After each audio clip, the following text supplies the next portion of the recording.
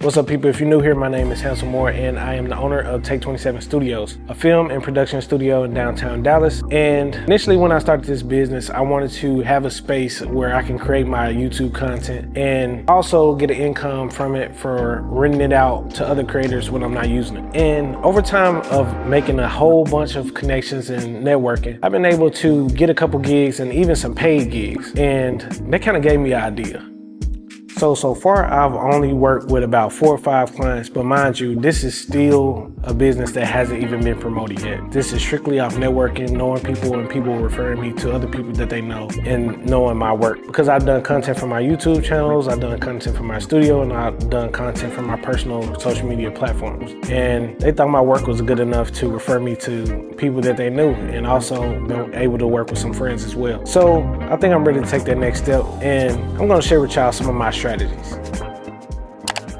So lately I've been working with a lot of content creators, helping them with their content branding for their personal pages or small business or podcasts. But even though I'm still continue to work with content creators, I want to really get into the business and brand side of the house. So my first initial plan is probably my first favorite strategy is reaching out to restaurants. So reaching out to restaurants either via DM or email, I want to use that as an opportunity to build my portfolio.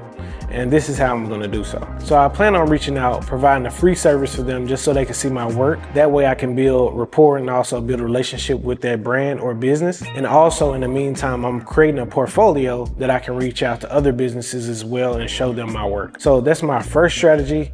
And because when you don't have anything to show for your business, it's very hard to get a new client if they don't even know what you're capable of. So that's gonna be my first strategy to get new clients. So either one of 3 things gonna happen.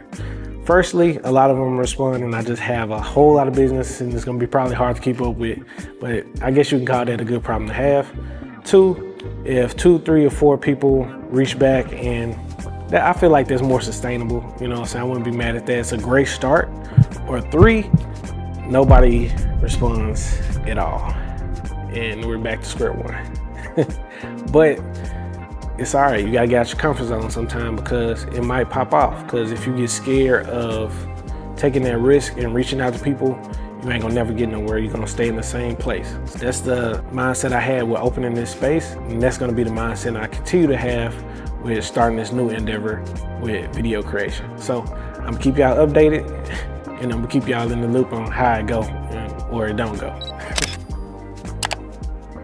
Also, I have the benefit of having a great network in the DFW area. In DFW, it's a ton of businesses out here and a ton of creators. So networking is very key when it comes to having any type of business, because those new people or even your friends could be clients now or in the future. So well, my first couple gigs were actually from networking and a referral and just being in a room. 2 of my clients came from just being around, you know, helping somebody on a podcast and kind of just being in the background and also networking. It turned into 2 opportunities which got me about $700 just from those 2 interactions just by being in the right room. So networking is gonna be a vital strategy in growing my business, because you never know who you will meet. You might meet a business owner that's doing great, but their marketing and their visuals for social media in their business are not up to par with what they're looking for. So you might be that actual person that they need, and you wouldn't know unless you're not out here networking and meeting people. Because emails versus meeting people in person go a long way, and they're 2